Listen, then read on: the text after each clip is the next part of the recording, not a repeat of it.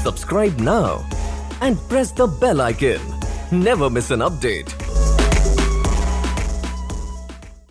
Hello दोस्तों, good morning. स्वागत है एक बार फिर से आप सभी का Mishra ji technical YouTube channel में। दोस्तों आज है 7 जनवरी और 7 जनवरी 2019 के करंट अफेयर से जितने भी क्वेश्चन बन सकते हैं आज की इस वीडियो में हम लोग डिटेल में बात करेंगे। आगे बढ़ने से पहले आपसे रिक्वेस्ट है कि अगर आप हमारे चैनल पर नए हो तो सब्सक्राइब कर लेना, सब्सक्राइब करके बेल आइकन को भी दबा लेना, जिससे डेली की वीडियो की नोटिफिकेशन आपको मिलती रहे।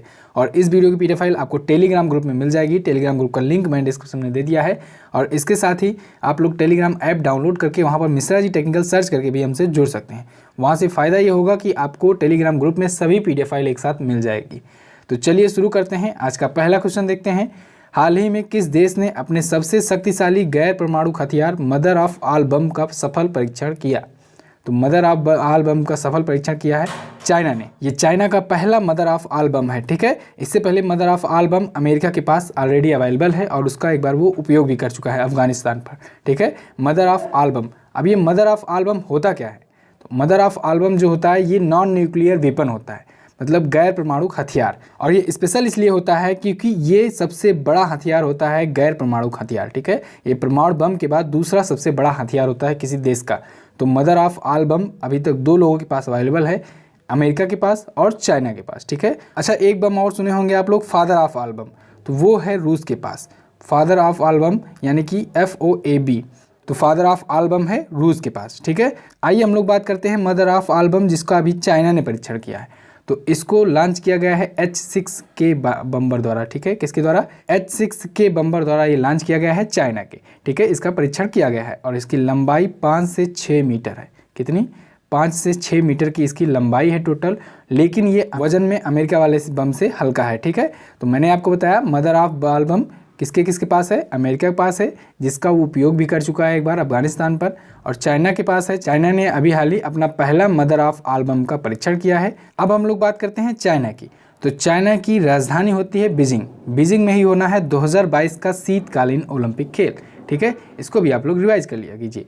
चाइना के राष्ट्रपति हैं यानी प्रेसिडेंट हैं शी जिनपिंग, और चाइना की मुद्रा है रेनमिबी, और चाइना की संसद का नाम होता है पीपुल्स कांग्रेस, ठीक है। इतना आपको चाइना के बारे में पता होना चाहिए। चलिए नेक्स्ट बात करते हैं। नेक्स्ट है 8वीं अंतर्राष्ट्रीय मैराथन प्रतियोगिता का आयोजन कहाँ किया गया? तो अभी हाल ही में 8वीं अंतर्राष्ट्रीय मैराथन प्रतियोगिता का आयोजन किया गया है वडोदरा में। कहाँ पर? वडोदरा में। 6 जनवरी को इसका आयोजन किया गया। कब? 6 जनवरी को किया गया अंतर्राष्ट्रीय मैराथन प्रतियोगिता का आयोजन, जो कि है 8वां, ठीक है। इस बार का 8वां ये था। और इसमें 4 कैटेगरी में आयोजन किया गया इसका, ठीक है। कितनी कैटेगरी में? 4 कैटेगरी में। और इन चारों कैटेगरी में क्या क्या था?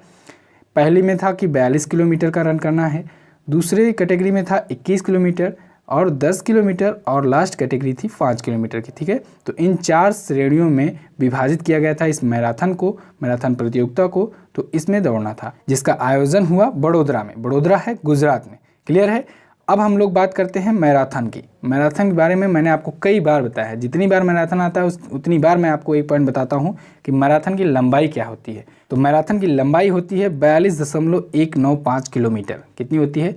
42.195 किलोमीटर होती है। या फिर अगर हम लोग मील में बात करें तो 26 मील और 385 गज होती है इसकी लंबाई टोटल, ठीक है।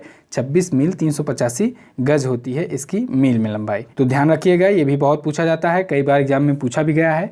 तो अभी हाल ही में अंतर्राष्ट्रीय मैराथन प्रतियोगिता का आयोजन कहाँ किया गया? बड़ोदरा गुजरात में। अच्छा, इस मैराथन को association of international marathon and distance race से मान्यता भी प्राप्त है। तो ये भी आप लोग ध्यान में रखेंगे, ठीक है। चलिए अब नेक्स्ट देखते हैं। नेक्स्ट है हाल ही में विश्व शौचालय दिवस प्रतियोगिता का परिणाम घोषित किया गया। यह दिवस कब मनाया जाता है? तो विश्व शौचालय दिवस मनाया जाता है 19 नवंबर को। और विश्व शौचालय दिवस के टाइम पर एक प्रतियोगिता का अनावरण किया गया था। वो कब किया गया था? 9 नवंबर से लेकर के 19 नवंबर तक चली थी प्रतियोगिता विश्व शौचालय दिवस की। तो उसका रिजल्ट घोषित हो चुका है, ठीक है। उसका रिजल्ट आ चुका है और ये डिस्ट्रिक्ट्स पर किया गया था। तो इसमें 2 कैटेगरी के डिस्ट्रिक्ट्स चुने गए हैं। पहली कैटेगरी में टॉप 12 डिस्ट्रिक्ट्स को चुना गया है। कितना? टॉप 12 डिस्ट्रिक्ट्स को चुना गया है पहली कैटेगरी में, फर्स्ट कैटेगरी में। सेकंड कैटेगरी में टॉप 30 डिस्ट्रिक्ट्स को चुना गया है। तो जो टॉप 12 डिस्ट्रिक्ट है उसमें सालेम जिला को फर्स्ट पोजीशन मिला है। किसको? सालेम डिस्ट्रिक्ट को मिली है फर्स्ट पोजीशन। और जो टॉप 30 है दूसरी कैटेगरी में नमक्कल जिले को मिला है पहला स्थान, ठीक है।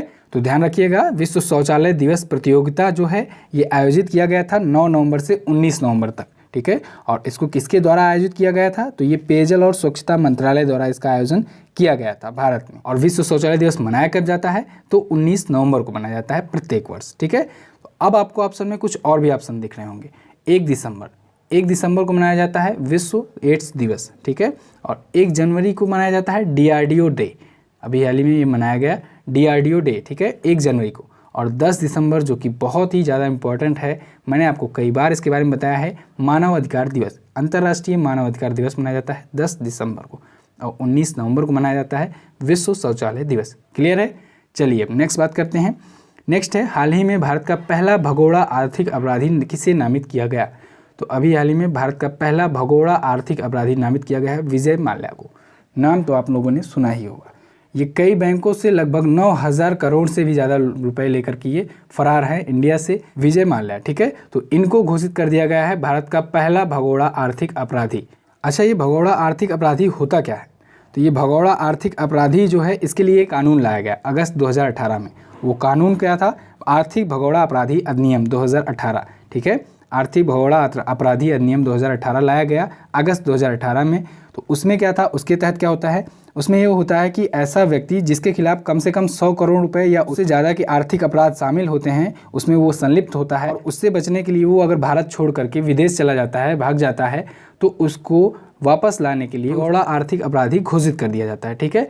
तो विजय माल्या को भगोड़ा आर्थिक अपराधी घोषित किया गया है, और ये भगोड़ा आर्थिक अपराधी घोषित होने वाले भारत के पहले व्यक्ति बन चुके हैं, ठीक है। भारत का पहला भगोड़ा आर्थिक अपराधी बन गया है विजय माल्या, और ये 9,000 करोड़ से ज़्यादा रुपए लेकर फरार है, ठीक है।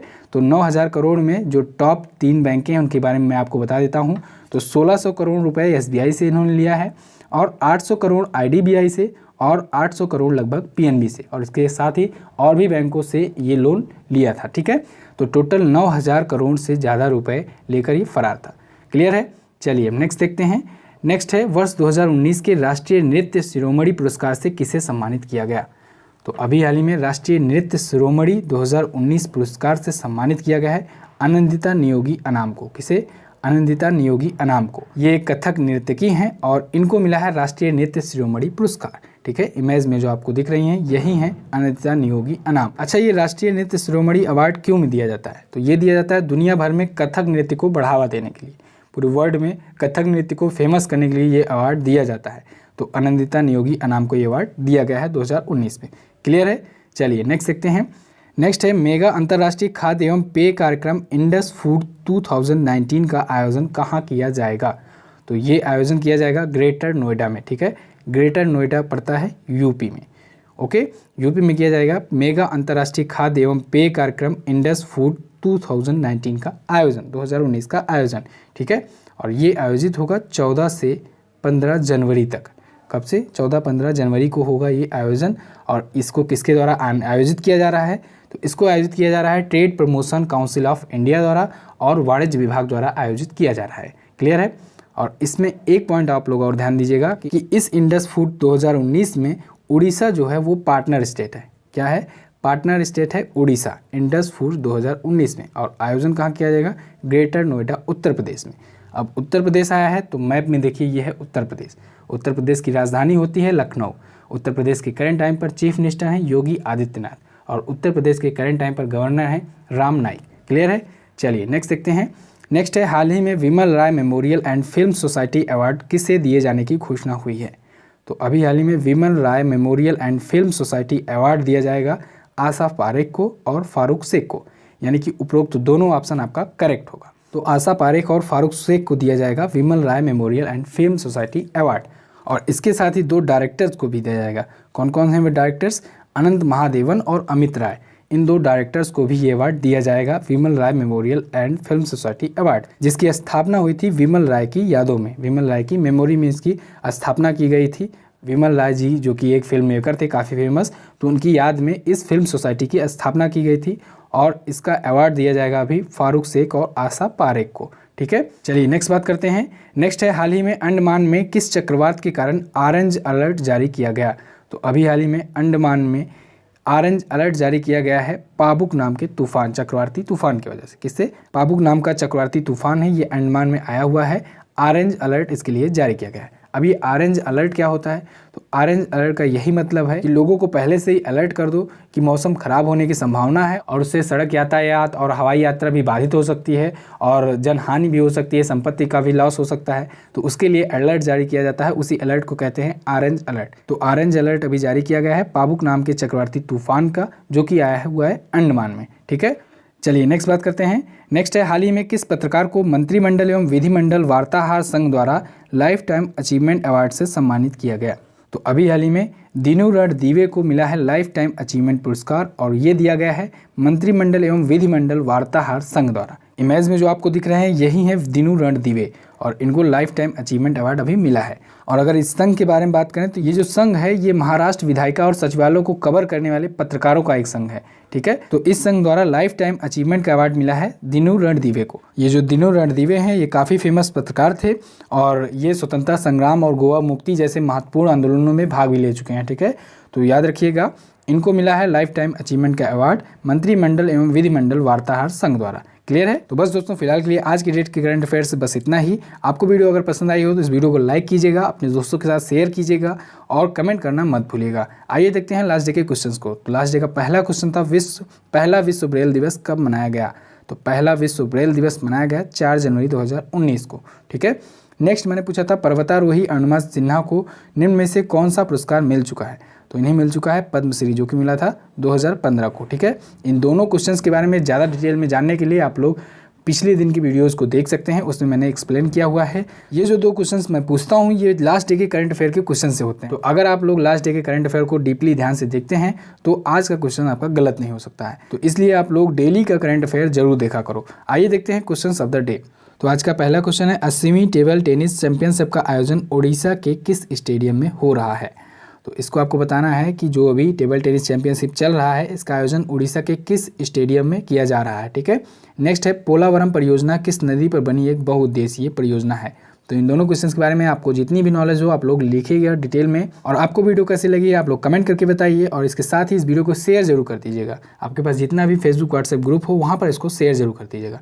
तो बस दोस्तों फिलहाल के लिए आज की इस वीडियो में बस इतना ही। अगर आप चैनल पर नए हो तो सब्सक्राइब कर लेना, बेल आइकन को भी हिट कर लेना डेली की वीडियो की नोटिफिकेशन पाने के लिए। और इस वीडियो की पीडीएफ फाइल आपको टेलीग्राम ग्रुप में मिल जाएगी। टेलीग्राम ग्रुप का लिंक मैंने डिस्क्रिप्शन में दे दिया है, आप वहाँ से डाउनलोड कर सकते हैं सभी पीडीएफ फाइल एक साथ। तो मिलते हैं अगली वीडियो में, तब तक के लिए नमस्कार, जय Hind, Vande Mataram. Subscribe now and press the bell icon. Never miss an update.